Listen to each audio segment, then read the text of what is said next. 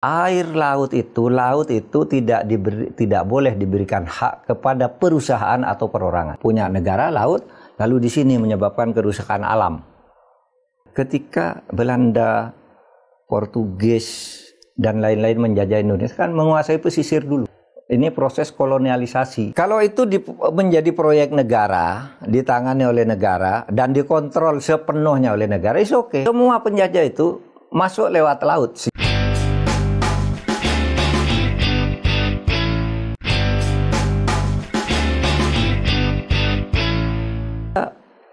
Tentang reklamasi ya, itu penting, itu penting. Saya baru membaca diskusi di grup guru besar KAHMI, Korp Alumni, grup WhatsApp di grup WhatsApp para guru besar KAHMI, Korp Alumni Himpunan Mahasiswa Islam. Di situ ada Profesor Ahwan Fanane itu memberi catatan bahayanya atau pelanggaran reklamasi ini. Pertama gini, dia jelas melanggar vonis MK nomor 3 tentang. Nah, di situ dikatakan bahwa air laut itu tidak boleh diberikan hak kepada perusahaan atau perorangan. Ia sepenuhnya menjadi milik negara. Putusan MK ini ya? Putusan MK nomor 3 tahun 2007. Tidak boleh ada hak seperti itu. Hak guna laut, hak guna ini, dan sebagainya. Lalu yang kedua, reklamasi itu menyebabkan terjadinya kerusakan lingkungan. Karena gini, kalau Anda punya ini reklamasi ya, ini kan harus diuruk. Nah, ketika Anda nguruk, perlu bahan untuk uruk itu ngambil di bukit, ngambil di gunung. Dari sini, tempat lain ya, dari tempat lain dibawa ke situ sampai ini, sebesar gunung itu pindah ke sini. Apa yang terjadi? Di sini terjadi perusakan lingkungan dan itu yang menyebabkan sering terjadinya banjir. Sudah ini merampok punya negara laut, lalu di sini menyebabkan kerusakan alam, gitu. Lalu yang ketiga, Mas, secara politik nih ya. Sekarang ini kalau kita kembali ke sejarah, ini menurut Pak Alwan ini, Pak Alwan Fanani ini begini. Dulu ingat loh, ketika Belanda, Portugis, dan lain-lain menjajah Indonesia kan menguasai pesisir dulu. Tidak ada yang masuk ke tengah. Pesisir. Lewat laut penguasaannya. Lewat laut. Lalu dia menguasai jalur perdagangan di situ. Yang di sini miskin. Nah, ketika juga ada konflik antar penguasa lokal, kerajaan misalnya, kerajaan apa Demak atau apa di Jawa Tengah, itu penjajah itu masuk ingin bersedia membantu sesuatu waktu memenangkan, nanti imbalannya dia mendapat pantai sebelah mana gitu. Nah, sekarang ini reklamasi bisa terjadi ya. Ini proses kolonialisasi. Kolonialisasi? Ya bisa jadi menurut analisis ini. Karena apa? Semua penjajah itu masuk lewat laut sejak dulu, gitu ya. Dan itu lalu menguasai alur perdagangan. Sama juga kan dulu gubila ikan, apa itu kan lewat laut semua kan, semuanya. Nah, oleh sebab itu nih hati-hati. Pemerintah menjaga kedaulatan ini jangan terlalu banyak reklamasi kecuali pemerintah sendiri yang melakukan. Tapi gini kan Pak, bisa, kan, soal reklamasi itu kan Pak sudah lama jadi perdebatan Pak. Karena kan juga di sejumlah negara itu dilakukan. Singapura itu kalau nggak salah 700 kilo mereka membangun dan sukses membangun reklamasi. Di Cina, di Dubai itu ada Palm Island kan Pak, 250 km itu juga sukses. Bagaimana argumentasi bahwa itu untuk pengembangan kota Pak? Gini. Kalau itu menjadi proyek negara, ditangani oleh negara, dan dikontrol sepenuhnya oleh negara, is oke. Sepanjang ada negara mengontrol di situ, rumusnya itu ya? Negara, ini kan kucing-kucingan nih. Kayak pemagaran itu kan kucing-kucingan. Negaranya bilang nggak tahu gitu. Padahal itu sudah nyata, lalu sesudah ini, lalu ada yang membela. Nah, ini masuk analisis berikutnya dari Pak Alwan tadi. Itu LSM sekarang itu sering membelokkan, mendestruksi opini, seakan-akan pelaku sebenarnya itu bukan korporasi swasta tertentu, tetapi seakan-akan LSM membela ini untuk masyarakat, padahal tidak ada alasannya bahwa ini dilakukan untuk masyarakat. LSM itu mengatakan ya, sebagian LSM sekarang sudah terjebak mengatakan ini untuk kepentingan masyarakat, padahal jelas melanggar hukum. Ini untuk kepentingan pembangunan. Jelas melanggar hukum. Sudah dikatakan sertifikatnya itu semuanya ilegal. Gitu. Terus kok ini masih dikatakan untuk masyarakat gimana? Iya. Kalau mau untuk masyarakat legal dong semuanya. Nah itulah sebabnya di berbagai negara yang reklamasi itu enggak apa-apa menurut saya, asal semuanya di bawah kontrol negara dan terukur. Saya jadi ingat Pak, pernyataan Bu Susi ketika jadi menteri, kan perdebatan itu Pak. Bu Susi mengatakan, oke, saya setuju ada reklamasi, tapi sepanjang negara yang dominan. Iya. Jangan serahkan kepada swasta seenak saja tanpa negara. Karena menurut Bu Susi ada 3 Pak yang. Nomor 1, reklamasi itu akan sukses kalau 1, jangan merusak lingkungan, jangan menabrak aturan. Yang ketiga, jangan merugikan nelayan. Ini di mata Bu Susi, karena itu negara harus negara harus negara rumusnya di situ ya. Negara harus hadir dan tahu dari waktu ke waktu. Kalau sekarang ini kan kita kaget-kaget aja, sesudah ketahuan baru bertengkar di antara kita, bertengkar dengan korporasi dan sebagainya. Ini kan konyol. Negara harusnya yang di depan itu menentukan ini enggak boleh, ini boleh. Ini kamu sudah benar, ini kamu salah, kan gitu negara kan. Kan ini gampang aja untuk mengatakan salah dan tidak salah. Wong ada sertifikat di atas tempat yang seharusnya tidak boleh ada sertifikat. Nah itulah sebabnya selain LSM yang ada sementara LSM membelokkan, akan membela, padahal tidak tahu apa-apa, lalu mengatakan kami yang mengkoordinir ini swadaya masyarakat, padahal itu meliputi 16 desa yang tidak masuk akal kalau itu tidak diketahui jumlah uangnya dan siapa-siapanya yang menyumbang. Kan tidak masuk akal, itu akal-akalan, itu dibayar oleh korporasi gitu. Itu sudah jelas melanggar hukum kok masih mau dibela gitu, itu tidak masuk akal. Nah di sini bertemu nih berapa civil society tertentu yang mati-matian membela tapi tidak punya alas hukum, ya, bertemu dengan kelompok birokrasi yang menjadi pelayan, menjadi jongosnya korporasi.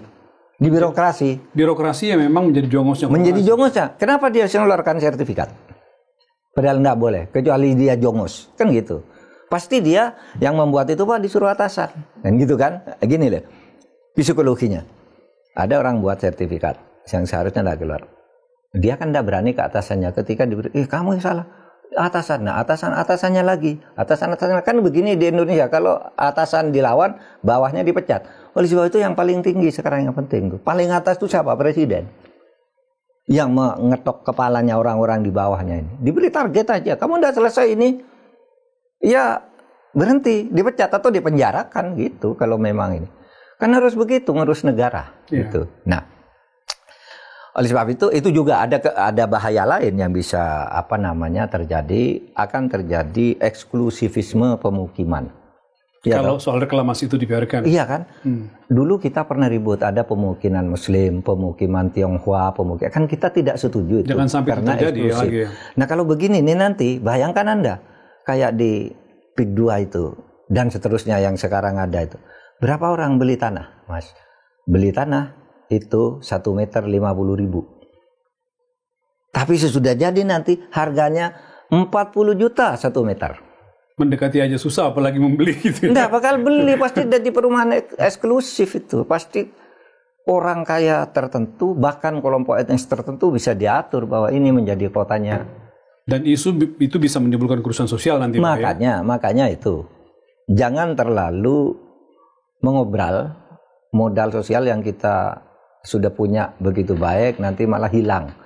Modal sosial kita yang baik itu kalau muncul kerusuhan sosial karena ketidakadilan. Kalau gitu Pak Mahfud, berarti menjadi penting permintaan Bapak Presiden yang disampaikan oleh beberapa menteri bahwa ingin mengevaluasi proyek strategis nasional termasuk yang di PIK 2 tadi. Ya. Mungkin antara lain termasuk sana. Karena di PIK 2 itu Pak ada area yang memang menjadi PSN yang jadi perdebatan banyak publik. Pak Mahfud mengharapkan apa dengan evaluasi PSN yang kabarnya akan dilaksanakan oleh pemerintahan Prabowo? Iya, harapan saya apa yang dikatakan oleh Pak Prabowo itu adalah diimplementasikan, ya, diimplementasikan sebagai sebuah kebijakan. Jangan hanya menjadi kebijakan di atas panggung, di atas retorika pidato, tapi di bawah tidak jalan, ya.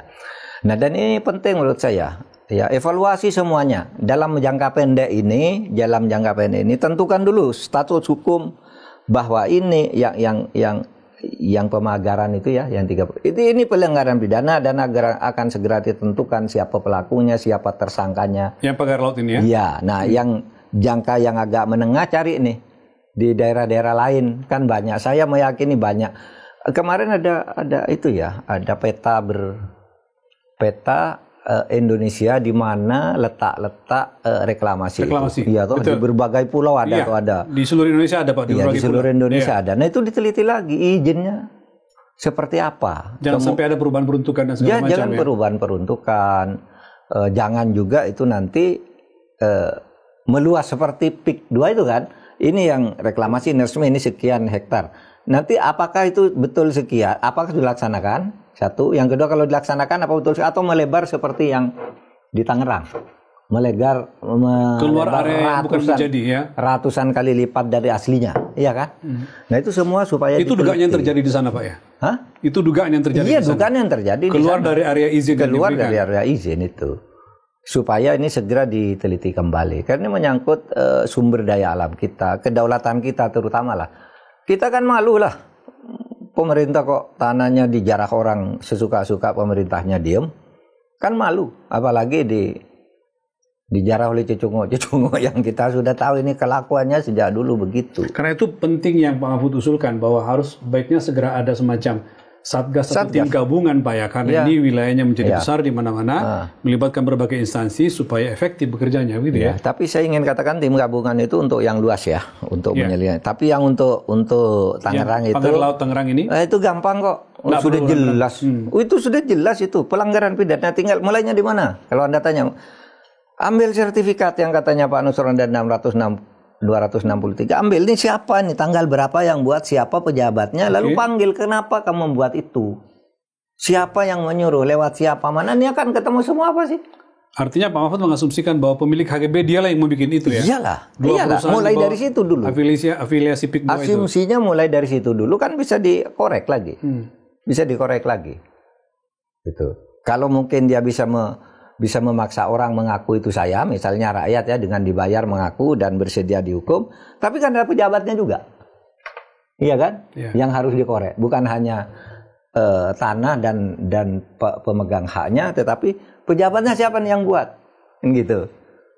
Oh hukum loh, kalau hak penyidikan gitu, konstruksi hukum begitu, dalam pengalaman saya Kejaksaan Agung itu lihai, membuat konstruksi siapa yang salah, di mana kesalahannya disembunyikan, di mana bertemu, di mana itu pinter-pinter tuh sesuatu yang mudah dilakukan oleh kejaksaan ya. Itu mudah dilakukan kayak yang Robert Tanur itu kan hebat sekali, kejaksaan kan ditipu seginian, kebongkar semua. Asal kejaksaan jangan diganggu bisa kok.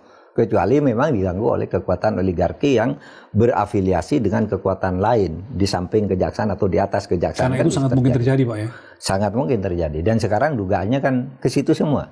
Ini dulu yang melakukan yang di atas kejaksaan. Kan dugaannya sekarang begitu semua kan orang. Ini harus diurai agar tidak menimbulkan fitnah. Kalau itu betul bukan atasannya, pasti bawahnya ini kena semua, gampang secara hukum.